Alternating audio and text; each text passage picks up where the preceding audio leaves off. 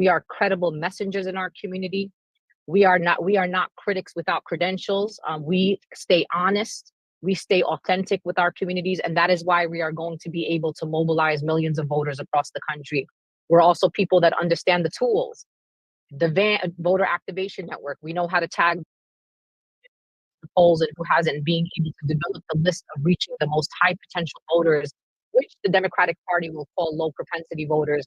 That is the skill set that we have. We have the commitment, we have the passion, and we have the skills. And so we're looking forward to taking Project Freedom into communities in key states and helping us get back on track in this country while continuing to be critical of the moment that we are in, critical of those in power, but also putting forth an agenda. And I'll lastly say that has been the problem with motivating many communities of color, including my own.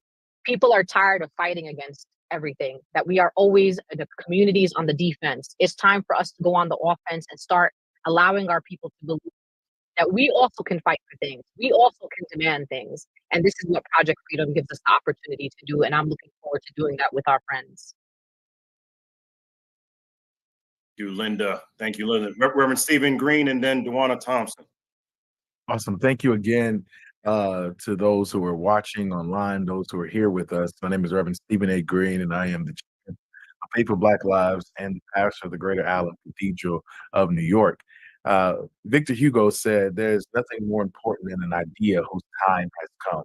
And our Project Freedom is a coalition of activists, faith leaders, and organizers, students, artists who have come together because we believe that an idea has come to fruition. This is our time in this moment, in the 60th anniversary of Freedom Summer, in which organizers moved towards the South to organize and to register voters for the 1964 election. Here we are, 60 years later, recognizing the importance of this very moment. And so we are engaging faith leaders, we're engaging college students, we are looking to invest time and energy working with grassroots organizations in the 7 states that we have identified as priority states, but also recognizing that we who believe in freedom cannot rest until it is won. That this is not just about organizing people for a November 5th election. We're organizing people for power. The election day is not over on November the 5th. We recognize that we are continually building a pipeline of leadership, building and investing in infrastructure in communities so that we can actively have a coalition of folks who are ready on day one to implement our Project Freedom agenda, no matter who takes the oath of office on January the 20th. So we invite you across the country to join us, to register, to sign up, to make a donation, to invest in this freedom movement so that we can see the beloved community realized here in the United States of America and beyond. We're talking about the end of war, the end of poverty, the end of violence, the vision of Fannie Lou Hamer and Frederick Douglass now coming to fruition with another generation who is on the front line. Thank you so much. Bless you, brother. Dawana Thompson. Thank you all so much for allowing me to be and share with you all today. I feel like so much has already been said. The voices that you've heard before me have really been the leaders that I follow and that I trust as I have navigated on behalf of our organization, Woke Vote. We are a C3 and a C4 training organization. Our goal is to always mobilize and also train the next generation of leaders who come from the communities that are most impacted. So to date, we've trained over 350 fellows through our program, and we've activated over 3 million voters across the country. And it's important that we talk about this in this moment because that work doesn't happen just in an election cycle. You've heard everyone say already that the fight that is in front of us is one that if we had just started putting our gloves on today, we would be significantly behind. And so the wonderful thing and the thing that I'm most encouraged by is that everybody on this call, we know our communities. We know who our leaders are. We know who are the folk who are going to activate We know where the communities are that most feel that they don't have a voice, and we've been a part of those communities. There's a quote that I like to remind people. It says, while good news is putting its shoes on, bad news has traveled the world twice. Project 2025 is bad news, right? It's traveled, it's gone into some of our communities so fast that it's created a unnecessary level of fear, and it was done intentionally. And so we are bringing the good news. We're bringing the not alternative news. We are bringing the truth, because we understand that there has been a visceral attack on the truth. And so when you are getting ready to line up behind us, when you're activating with us through this project, this freedom project, through the freedom to live, the freedom to learn, the freedom to vote, and the freedom to thrive, you are going to be bearers of the truth. We are going to stand 10 toes down on the ideals that we believe are critical for our communities. And we know that when we fight for voting, when we fight for autonomy, when we fight for the opportunities for us to have families that are fed well, that are educated well, that have good jobs, that have good homes, it doesn't just support our African-American communities. It doesn't just support communities of color. Everybody rises when we rise. And so this is a day where we're excited. We're excited and we're honored to be able to bring the truth in a different way, to combat the darkness with the light. And the Woke Vote is super excited to be a part of that. We continue to do our training.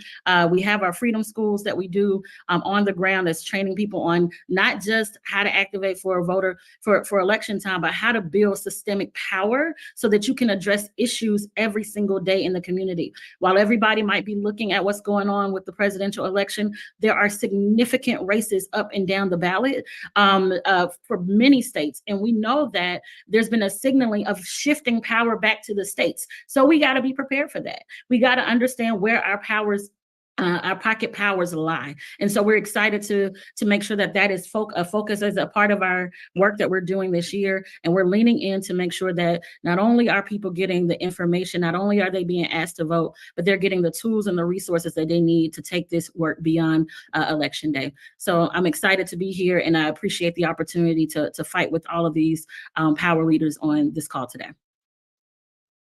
Thank you, and God bless. And the reality, everyone, is, as you can see, this is a coalition. This is not just one organization. This is multiple organizations that have been successful across this country that came together to be ready to demonstrate very clearly freedom. That is our banner. And so very clearly our effort in this regard, it is not about a candidate. It is not about a party. It is about our people. And so, again, we have 16 policy items that we're very clear around, that we're highlighting, 7 different states that we're focused upon. Today being the launch, for anyone who's just joining us, to the launch of Project Freedom, our projectfreedom.com. I want to go back to Pastor Mike because it's important for us to say a word around the ending of gun violence and reimagining safety, giving the rhetoric that has already begun this week and is sustained, why it's so important for that to be a critical issue, part of our conversation. Pastor Mike? Absolutely. Just wanted to chime back in and offer that part of the ridiculousness of Project 2025 is that it makes all kinds of assumptions about the work that has happened and the work that is happening and the work that must continue to happen. Many of us on this call and many in our collective network have been working for well over 25 years to end the mass criminalization and the mass incarceration of Black and brown folks, to end the mass criminalization of our Muslim loved ones, to ensure that Black and brown communities are not overdetermined by gun violence. And because of this decades-long effort of organizing, we have started to see the results of the gun violence rates literally at a 50-year low after it had an unfortunate spike during COVID. Project 2025 does not address the sustainability of that. And we may also say that it is not always a guarantee that both parties have a commitment to the long-term sustainability of addressing community safety, which means that we do not have to overly rely on law enforcement, punitiveness, and the prison carceral system to secure safety and security in our communities. Obviously, the recent killing of Sonia Massey has reminded us that there are too many rogue police officers who are unaccountable in our communities, wreaking havoc, and Project 2025 would not solve that problem, we believe it would actually exacerbate it. I'll just close by saying, in our Live Free Network and our Black Brown Gun Violence Prevention community across the country, of Black Brown Peace Consortium, in every one of these states, we have active, vibrant networks of peacemakers, intervention specialists, public health workers, organizers, policy individuals. All are continuing to do the work, whether we get the recognition or not. We want to ensure that Project 2025 does not dismantle that. And we certainly want to keep the pressure on the Democratic Party and the new, it appears to be, presidential nominee to keep investing in these strategies. We believe the boldness and audacity of Project 2025, putting on paper what many of us have always thought was a conspiracy, has allowed us to understand they feel emboldened. And so now we are emboldened publicly to defeat Project 2025 with our people, pushing, organizing, loving on one another, building the power necessary. And I believe we will win, as we always have. Pastor Mike, thank you for dropping that knowledge out here. It's always good when you got pastors out here. Good information is always going to happen here. So again, just for context, and we'll open the floor so everybody's on the same page of what we are talking about today.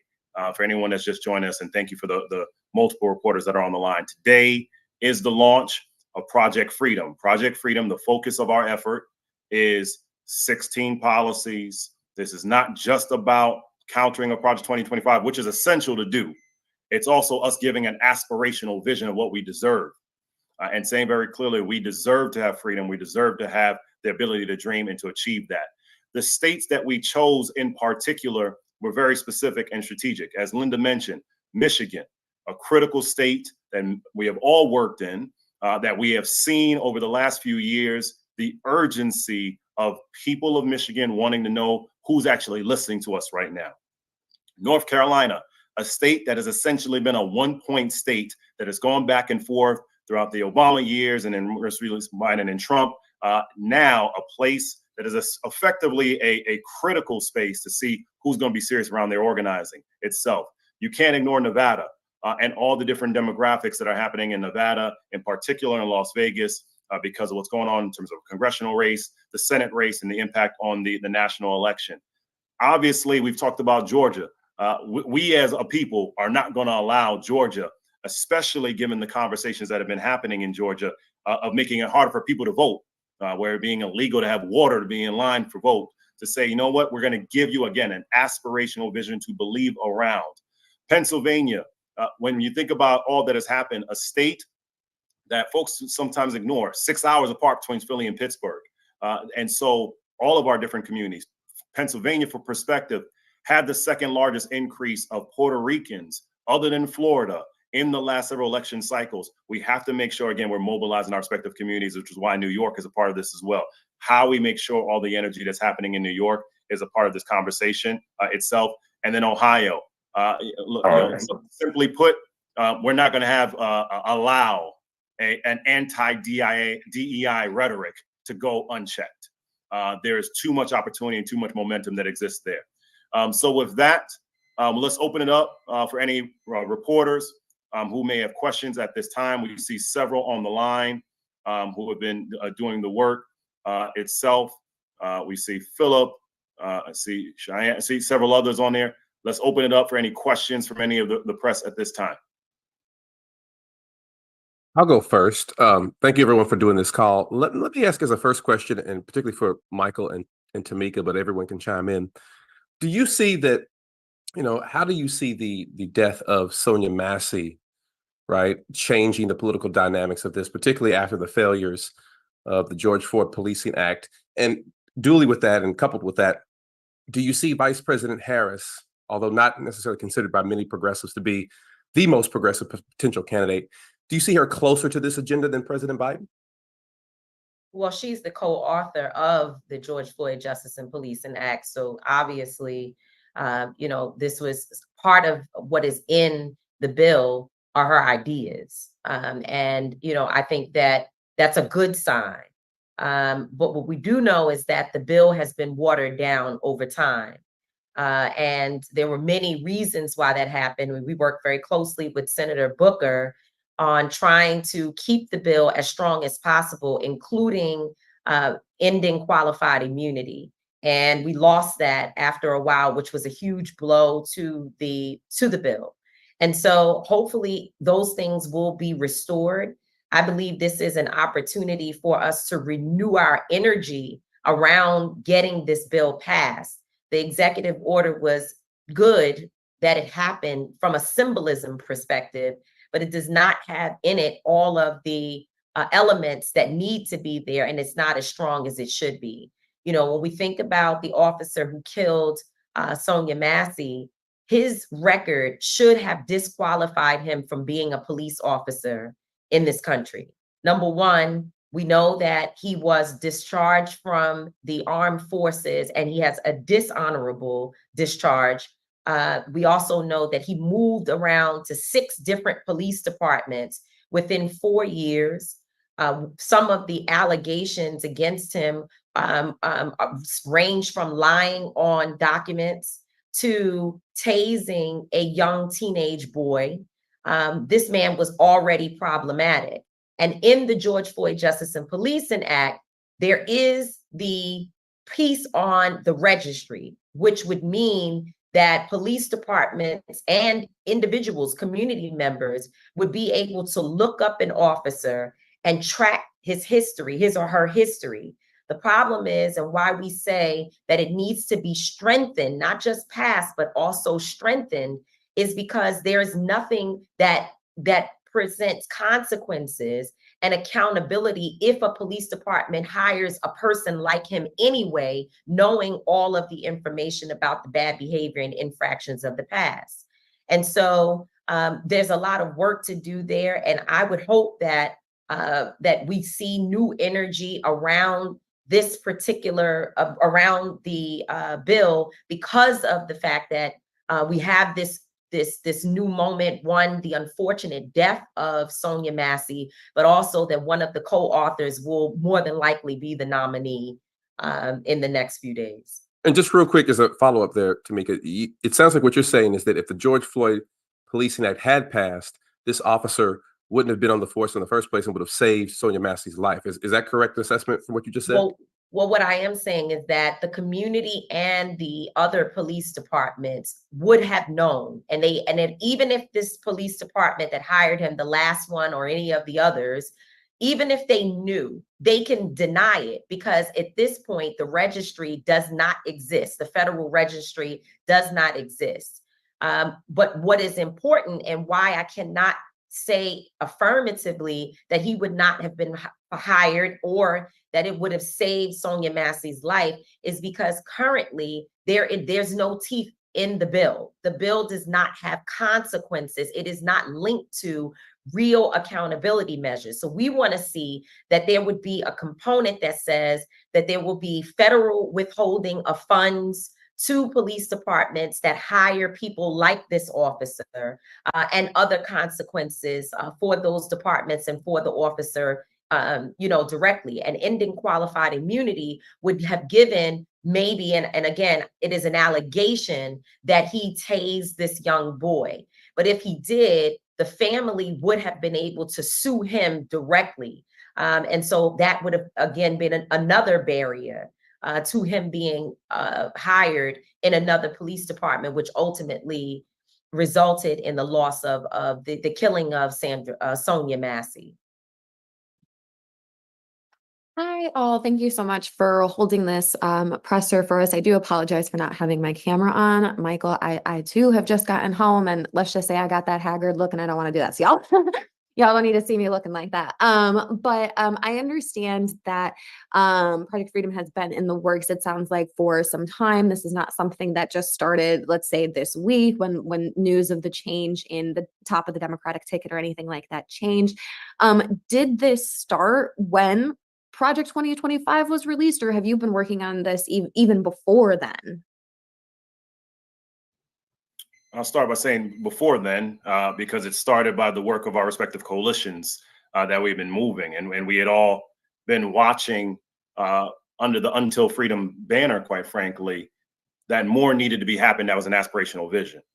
What became very clear, though, because of Project 2025 and because of the election, whether it be Gaza and the impact we're seeing within Michigan and other states, whether it be the conversation around criminal justice, and quite frankly, a lack of sufficient excitement for people to be involved in the election, top to bottom, is that we had to give people something bigger, right? That we couldn't just keep watching a conversation of hoping people to get excited about two individuals when it was far, far bigger than that. And so, this is a continuation of the work that we've all been doing, but it became very clear that what was happening was not enough. And we were not doing right by our folks on the sidelines and not bringing our power together for this purpose. It was accelerated by the greater attention that's happening around Project 2025. We can't ignore that. And so when we came together and talked through the different ideas, the vision of freedom is what stayed true to all of us. And then staying true to that point was live. How do we live? How do we live free? How do we dream and give ourselves that permission slip? So it's a both and to that. I would welcome whether it be Reverend Green or Linda Sarsour as well, who have, of course, additional perspective. But no one should be thinking that this all began this week or this month. We've been working on this for some time. We just knew that the time to come forward was today. Yes, Reverend Green or Linda? I definitely want to echo the sentiment. Also, as I mentioned earlier in my remarks, to remind you that this is about also us celebrating the 60th anniversary of Freedom Summer, when Fannie Lou Hamer and SNCC organizers and others moved to Mississippi to organize and strengthen the Mississippi Freedom Democratic Party. When Fannie Lou Hamer spoke at the convention in Atlantic City and said, "I'm sick and tired of being sick and tired." And so all of this, even the calling and beckoning of history, calls us to move in this particular moment. And this is about setting an agenda for the future of the nation, the future in which we intend to build. We are all recognizing also that we're on the precipice of the 250th anniversary of the nation in 2026. And so Project Freedom is not as we said, this is not a 100-day campaign. This is a campaign to lead us for the next 100 years, really the next 250 years of American democracy. Yes, thank you for that. And just as a quick follow-up, I know that it's been said today that this is not about one candidate, this is not about one party, this is about our people. Just as a follow-up to that, though, have there been any legislators or lawmakers that have come out, endorsed it, that you have been working with on any of these? Obviously, as Tamika mentioned, with the George Floyd Justice and Policing Act, very clearly Vice President was involved in that. Any other lawmakers or legislators that have been involved in any of the policies and platforms that you're thinking of with Project Freedom? They're aware, but today was about us launching on our terms, to then be able to convey and communicate to everyone the vision that we wanted to lay out, so that we gave ourselves, quite frankly, the freedom of being able to say that this was not dictated by electeds nor candidates. This was organizations that came together to say, this is the vision that our communities want us to aspire to.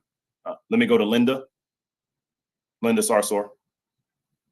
No, I think you just said exactly that, Michael, because it also gives us the freedom to critique some of the bills that we're pushing, because we need some of them to be strengthened. We need the opportunity to be able to have conversations around these bills. We started with foundational, practical bills that are already on the table, whether it's End Racial Profiling Act, whether it's George Floyd Justice and Policing Act, whether it's the John Lewis Voting Rights Act. These are things that are on the table, and things that are tangible, that when we talk to communities, we're able to basically move them around something that is not necessarily just idealistic and aspirational. There's a bill that has been drafted. There's something that's on the table that our communities could work towards. And I'll just add this about Project 2025.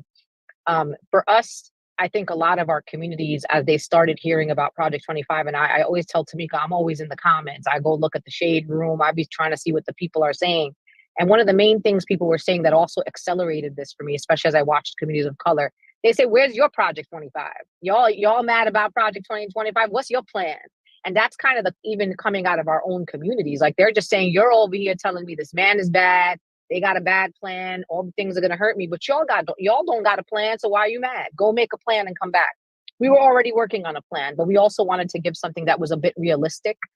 So not only are we saying we want to have the freedom to live freely, but we wanted to say, here are some things that could start us on that journey. Because I think people are also tired of the aspirational, that's not connected to an actual plan. And I think we are balancing the aspirational of the world we want to live in, the country we want to live in, and saying to people, look, y'all want to be on this journey to freedom with us? Let's start here. So we're not saying that Justice for Policing Act is the way that's going to free our people or the way that's going to transform policing in America, but it's an absolute start. Same thing with End Racial Profiling Act, same thing with many of the policies that you see listed. These are beginnings of a journey towards the things that we want. And I think that is going to excite our base, and we're going to be able to say, Project 2025 is this, and we are this. And I think a lot of community organizations don't have the this clearly, and we're trying to be the ones to put forth this type of work plan that I think could bring people out to the polls at least this upcoming election. Absolutely. If I could just jump in on that and just to say that, you know, when we knock on doors, which we will be doing extensively, we go to communities where, you know, they're not always reached. People don't always knock on their doors. They're looked at as communities that there's no investment and no reason to go to them because more than likely they won't vote anyway. That is what we've been told. Linda always says they are called low propensity voters, but we look at them as high potential voters. And when we go to the door, it's not that they don't know what's going on. They're very clear and they want to know, well, what do we do next? How do we deal with the issues and concerns that we have in this particular community? Don't tell me about Washington, D.C. I want to know about my block, my street, my corner. How are we going to address the issues here and even in my home? And so I think that Project Freedom is something that we can put in their hand where we're not leaving them with a pamphlet about just voting and what polling site to go to, but we're leaving them with a document, a resource tool so that they can say, this is the specific issue that I'm concerned about, and here's what we're fighting for. And it empowers them to be more than just voters, but to be advocates in their communities. Absolutely. And just for organizational awareness, this is a collaboration. Until Freedom, Live Free, Faith for Black Lives, Kairos Democracy Project, all of us coming together under this banner of Project Freedom. Again, two focuses. We envision a nation where we can do so many things to be free, and also making sure people consider the nation and what Project 2025 would be. Press, any other questions at this time from the reporters that are on the line? We see several of them on the line right now. Hi, Beatrice Peterson, ABC News. I was wondering if you guys can talk a little bit about, I know Tamika just mentioned earlier, some of the battleground states and the importance of targeting the four that you guys picked, and why it is important for these battleground areas that you've decided to prioritize over some of the other battleground states and areas. Well, happy to start, and I'm going to ask for Reverend Green to come in after me on that, because we talk about these states a lot here. So first and foremost, you think about Michigan, and also Linda. Michigan is the epitome of why you had to give an aspirational vision to the people. You had tens of thousands who decided, I am not voting because I am not excited about any of this. I do not believe my voice is being heard. And we got to be clear about that. And so we couldn't let it sit on the sideline. And we see, again, it's a state like Pennsylvania that can easily flip in either direction. And so Black and brown voters making the determination of Michigan, but we had to give that clarity that we had to give you to be free. Pennsylvania, you can't ignore the magnitude of it. You know, every state, every place sees what's going on and sees what's happening and mobilizing in that regard. You think about going on to out west, Nevada, the efforts of the Economic Prosperity Summit that happened just about 2 weeks ago. It's the epitome of diversity. When you have an NAACP on one day and a UNIDOS on the next day, and your National Bar Association as well, Black and brown communities will make the difference in what happens in a congressional race, a Senate race, and a presidency there. North Carolina, the epitome of Black colleges, obviously a state that has North Carolina A&T, greatest homecoming on earth, as stated, right? We all understand that. It's impossible for us to be talking about the South and not having that there. And so for the overall dynamic of what we're achieving, it is the excitement of all of our collective groups as part of this. And so we looked at the capacity of all of our organizations and that we're ready. And you're starting to see them listed out in the chat, many of partners that are a part of this effort here accordingly in the chat. And so we're excited about that. For Until Freedom, for Woke Vote, for Live Free, for Faith in Action, for Faith Black Lives, for Kairos Democracy Project, for all of our causes, we saw those states as the most critical out the gate. Now, on top of that, Beatrice, to your question, the additional ones that we're mapping out are New York. You can't ignore New York's impact on this election because of the congressional races, but also the impact in terms of the border state and battleground state of Pennsylvania. Ohio, for all the reasons that we're seeing, especially given, J.D. Vance being the lead sponsor of an anti-DEI bill, we can't ignore that as well. And then Georgia clearly has had that impact, being the state that determined things accordingly there. Reverend Green and others who want to share empower change, also obviously we meant to highlight that as well. The importance of the states that we selected for Beatrice and others to hear. I'm gonna allow Linda to go first, and then I'll follow up. Yeah, I'm gonna drop after this because I got another call. But what I will also say, in addition to everything that Michael Blake said, it's also mapping the states where we have infrastructure, we have partnerships on the ground, and we understand how to move in those states. We've organized, for example, both Empower Action. We've of course are known for our work in Michigan. That's a state that I've been organizing for the last 14 years. It's one of the states that gave Bernie Sanders the biggest political upset in presidential history when he won that primary back in 2016, and also made history with the uncommitted campaign this year. Same thing with some of these states like North Carolina, Georgia.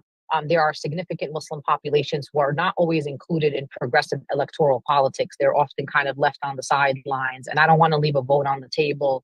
So for us, again, the infrastructure, we've organized around police violence cases across the country. And as part of organizing around police violence cases, we've been able to develop relationships with grassroots organizers on the ground. And that is the most important thing that we bring to the table, that it's not just we analyze that these states are battleground, because to your point, there are additional states that could be on this list that are also battleground, but we are going to the battleground states where we have the most influence, the most partnerships, and where we have a track record of doing good work, and where we are also connected to major infrastructure that we have built over the last, respectively for all of us together. Some of us have been doing this work for a very long time. We're old now. Some of them have been doing national organizing for the last over 2 decades. And so that's the places where we don't have to do too much start work. Like, we could just get going. The minute we get on the ground, we could start moving around. And that's the most important thing. We got no time. Absolutely. And I think Linda said it so perfectly, that these are the places where we are connected to people on the ground, and we're going to amplify the work that our partners are doing on the ground by bringing this coalition and our momentum together. And I think that's what makes this campaign very unique. That's what makes this campaign one that is going to make a dent in this election and beyond, is because of our collegiality and camaraderie already with local organizers, and one vehicle to be able to push us to the future that we imagine and dream. If I could just jump in really quickly, and I noticed that, please. Yeah, Robert asked a question in the chat and said he couldn't get off, but he said, how does it look like to get the word out to our audiences about this? And I think what is critical to note is that most of our organizations, mine included, have been on the ground actually activating since January. And we have been asking and telling people for decades that you have to start early, right? You cannot come at the last minute. So we are able to actually take this message, implant it in the work that we're currently doing. And that message is already going to be amplified by the more than 200 and something people that we already have on the ground in North Carolina who've been activated all year. And so I think it's important for that, but also aligning it with messages like the very fact that the literacy test is still on the ballot in North Carolina this year.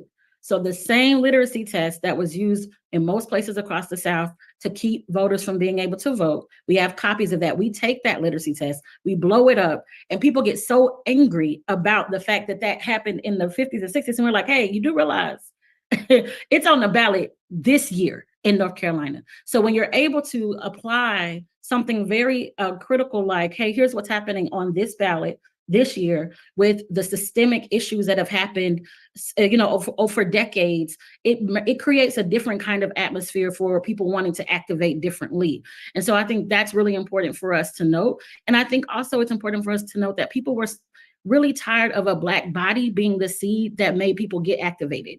We did not want to just have to activate around a Sonia. We didn't want to just have to activate around a George Floyd. We wanted to activate around a policy agenda that meant something deep for our people, that didn't trigger them to activate, but motivated them to activate. And so this allows us to do that and to layer it with the most intentional platforms for the states that we've already been in, the issues that we've already been able to activate around, which we heard directly from the community that they were concerned about, and allowed them to be the voices of that work on the ground. Michael, if you don't mind, go ahead. I would love for Tamika to highlight one component to the question before we come back to Philip for a second. To Beatrice's question, influencers and infrastructure, right? To the question, right? There's opportunities that we have here. And to DeWanna's point that we want people to be excited. Many people may not realize, for example, in the state of Michigan has a Black woman up for election to the Supreme Court. I mean, there are transformational efforts that are happening across the country that people can be excited about to mobilize around. So, but to Beatrice's question, I want to be very direct on that. We have infrastructure in these places. We're not starting from scratch. We have influencers who trust our voices to decide how they want to be engaged. And we have an immediacy around this. I mean, people keep talking about November 5th. In many of these states, early voting begins at the end of September.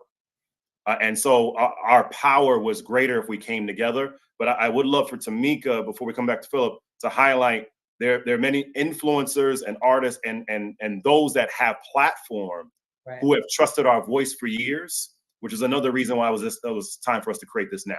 Right. Well, so in this particular project, this platform, I don't want to say that anyone has committed specifically, but they always commit because they know our work. And it just, giving you the most recent example, if we look at, again, going back to Kentucky, so many of the influencers got involved from beginning to end. We know Alicia Keys helped to lead the efforts to get women involved in the Breonna Taylor matter. It was Alicia Keys, Ellen DeGeneres was with us during that time. Also, Jada Pinkett Smith, Rhapsody. And so there was a diverse group of women that came together to help us with the no-knock warrants legislation in Kentucky, and then stayed involved, and then came back and re-engaged. Thinking about MC Lyte, they re-engaged when it was time to challenge Daniel Cameron. And so these folks are waiting for us to provide them with this platform so that they can have it vetted, which we know that it passed the test, because this is the stuff that they've been asking, where is it? Give it to me so I could go out and inform my community. And we're doing that. We've already pushed the information to them. We know that their teams are looking at how they can help to promote, endorse, support our work. And I have faith that once they are able to see the finished product, they will want to join us. And so that's work that I'm responsible for doing. And Michael Blake is on me every day to ensure that I don't miss 1 hour of sending the emails, making the contact.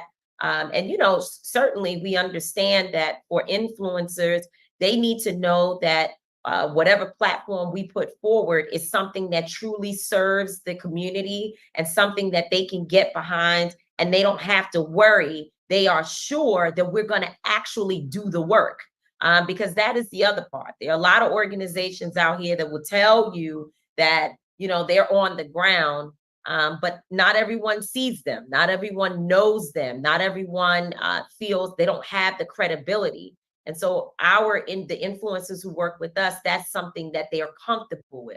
So we're doing that work. But also, as has been said, I mean, everyone here, all of us who are on this call, we, even in the space of the social media universe, we have credibility. When we speak, people listen. People know about Project 2025, but there is a void in this moment, because while they are trying to educate on one thing, they need something else to be able to say, no, this is what America should look like. These are the things that we should be fighting for. Out with Project 2025 and in with Project Freedom. And so as soon as we, are able to go live with this platform, I believe that we will see many people who have been sharing information about Project 2025 saying, hey, I found this other platform, or I know of this other platform, and I know the credible messengers who are behind it. Absolutely. We'll come to Philip for the last question, to be cognizant of time. Philip, please. No problem, man. Once again, Philip Bailey with USA Today. I think Tamika is right. Like, as a Louisville, Kentucky native, someone who got to see that from the front lines of people being engaged. But let me ask a critical question here. A lot of those folks who live and exist in that social justice sphere, who remember Michael Brown, Breonna Taylor, George Floyd, have a lot of scars and bruises from those movements. What do you say to those folks who are skeptical of the vice president, skeptical of her and her record, who still refer to her as Kamala the cop, even though a lot of that is being deciphered out by our news organization and others? What do you say to those, and if you can answer this, what do you say to those who are very skeptical of her and say she's not the person who I trust to push for this agenda, or who would support an agenda like this? I want someone else to speak. I'm actually going to have to drop myself because I have another interview, but I just want to say that we're very clear that the euphoria of the moment will pass and the work has to continue. And so I respect those who say that they don't trust, because we don't trust the process at all. I know, and and obviously others on this call know the vice president well, have had many encounters with her. And we know that she is a person who understands, she gets it, she gets the issues, and she listens. And so that's a good thing. That's a good start. But we also understand the system is the system, and the system was not built to protect people of color, vulnerable people, Black folks, of course. And so we have to constantly be in a position and in a posture of fighting for what we believe in and demanding the things that's in this platform and beyond. And so the message is always for us that we're not voting for our friend. We are voting for the opponent that we believe we can move closer to our issues. And I think that in this particular moment, not speaking on behalf of this platform, I'm speaking on behalf of Tamika Danielle Mallory only, that I don't believe we will even be able to have a conversation, as we were not able to with Donald Trump in his first presidency, hopefully his only presidency. I don't believe that he's the opponent that we will even be able to fight, because they're considering things like arresting protesters who look like us, right? Organizers who look like us. And so I believe that she's a better opponent in this moment. And I agree. I think, Philip, your question speaks to a lot of the conversations and chatter that we often hear on the ground. But I think what motivates this campaign is to really focus on the 14 policy areas that we're talking about, and really looking at freedom as the pathway, and that voting is one tool in our arsenal that we're going to use to fight. That voting is not the end all be all of our framework of our fight for freedom, but voting is on the pathway. And I think as long as we do not, and what we're intentional about in our messaging is to ensure that this is not tied to any personality. This is tied to the policies that we see, not just on, as DeWanda mentioned, on the federal level, but also down ballot, state and local. So this vision of reparative justice, what does that look like in your city council elections? What does that look like in your state legislature elections? So that is the framework in which we're intending to build a new vision and a radical vision, so we can build a larger army to be able to continue to fight moving forward. And real quick, to say your name and title one more time, Reverend Green, just to be sure. Reverend Stephen A. Green, Chair of Faithful Black Lives. Just to tie those together, and this actually goes to one of the earlier questions itself. We were talking about this agenda and this vision of justice well before Sunday.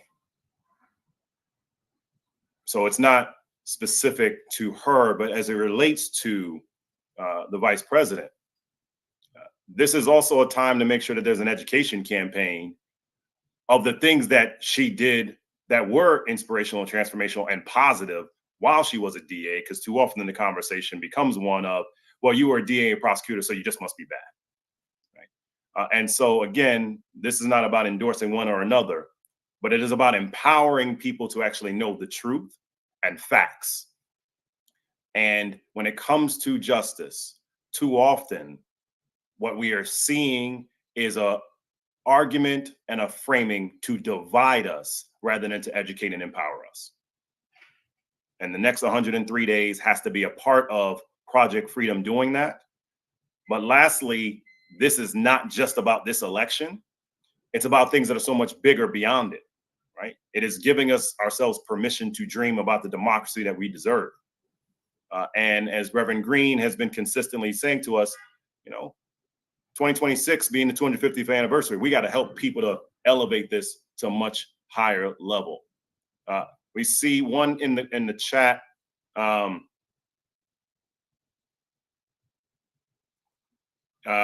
to the question, we will make this the last one that's in the chat, because we know folks have to go here.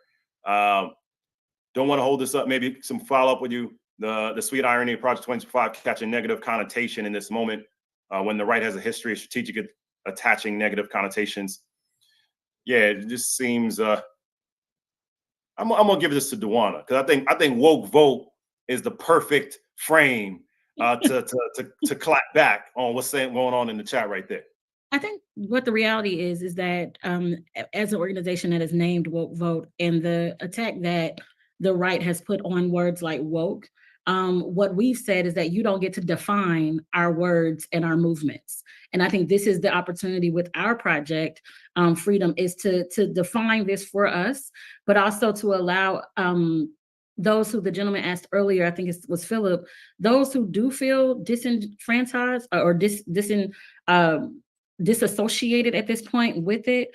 I think what brings them back to the table is that they're not disassociated from us. We've been speaking the truth for a very long time. So when our people hear the word woke, they know what we mean. They know no one else can tell them what we mean. So when they hear Project Freedom, they're going to know exactly what that means. And they're not going to challenge us as it relates to what is really behind our agenda. That may be happening on the right. We can't stop that from happening. And we quite frankly welcome that, because it means that we're doing our job. But we won't bow down to them dismantling our language or revisioning our language or revisioning our words. It's very important that we stand true to the truth behind our movements, the truth behind our words, the truth behind our language, because we chose those words intentionally because of the people that we are engaged with. That those words mean something to them, and they're rooted in a context of history, and they're rooted in a context of those who came before us. They used these words, and so we're excited about that. We're excited to push back against any of that. Absolutely. So as we bring this all home, again, ourprojectfreedom.com. Excuse me, Michael, I'm sorry. Please don't cut me off until I'm cut off the thing until I finish dropping all the names in here. Absolutely. We're listing out for anyone that's just joining the full listing of the coalition that is all a part of us right here. Again, for anyone that may be just joining, Project Freedom, we're launching it today. Ourprojectfreedom.com. Our freedom's at risk, but we have freedom to dream. This is a multi-organizational coalition and our friend, we tell everybody it's time to get focused. We got 16 parts of our policy platform that we're talking through and highlighting around Project Freedom, that what we want to envision. And beyond it is a counter to Project 2025. You are seeing on this Zoom many of our partners here, in Tamika Mallory, Duana Thompson, Reverend Stephen Green, Pastor Mike McBride, Angelo Pinto, brilliant attorney, co-founder for Until Freedom, Linda Sarsour, who had to drop off a little bit earlier with Empower. And all of our different partners are part of this work. This is the coalition, again, so that we give ourselves permission to dream about the democracy that we deserve and saying that we deserve to be free. So we ask you to join us. We encourage you to join us. When you go to ourprojectfreedom.com, you will see the information there in terms of the two parts of the platform that's aspirational and then the counter and awareness on Project 2025. We encourage you all to please support our cause. Your support allows us to mobilize in the 7 states that we have discussed earlier in this call so that you can be a part of the effort of what we are doing, not just for this election, but throughout. I'm going to ask for Tamika Mallory to close us out, because Tamika always has a powerful point around the framing of freedom. Like, Can I and just until ask freedom. one question really quickly? I'm so sorry that I joined so late. Did any of the organizations co-hosting this today make any candidate endorsements on this call? We did not. Okay, thank you. I am going to say that until freedom, until freedom, until freedom. And I'm going to ask Reverend Stephen Green to give the inspirational word so that I can continue doing this, what I'm doing over here. Right. I want to thank you all again for being with us as members of the press, and of course, on behalf of our coalition. This has been a labor of love because we love our people, and not only because we love our people, we love our nation. And I think that's one thing that we have to really ground ourselves in, is that this is driven by the love of people who love the nation that has never loved us back fully. But yet we still hold on to the vision and the dream of creating a society that one day we will all be free in, and to live and to realize the beloved community here in the United States of America and beyond. And so we want to thank you for your support. We look forward to Project Freedom being on the ground, whether we're protesting on behalf of our dear sister Sonia or Massey, or we're going to be at the Black Caucus holding a party. Whatever we're going to do, we're going to be there on behalf of our people to advance this vision and to enact Project Freedom into the hearts and minds of all of the people of this country, and to change the hearts and minds of those in this country. Really quickly before I thank you, Pastor Green, I just want to make sure you mentioned rallying for Sonia Massey and for all those from the media who were here on this Sunday at 2 p.m. Eastern Standard Time. There are groups gathering all over the country to have a national day of mourning for Sonia Massey. And so in New York City, we will be holding a rally at Washington Square Park. But there are rallies happening all over the country in more than 10 cities. And some of them are being posted on our social media. We will have something very comprehensive, one document that I'm sure Michael's team will be able to get to you all today, so that you are able to see how far and wide folks have gathered or are gathering across the country to support the family of Sonia Massey, and also to hold the National Day of Mourning for her. So be on the lookout on our site, ourprojectfreedom.com.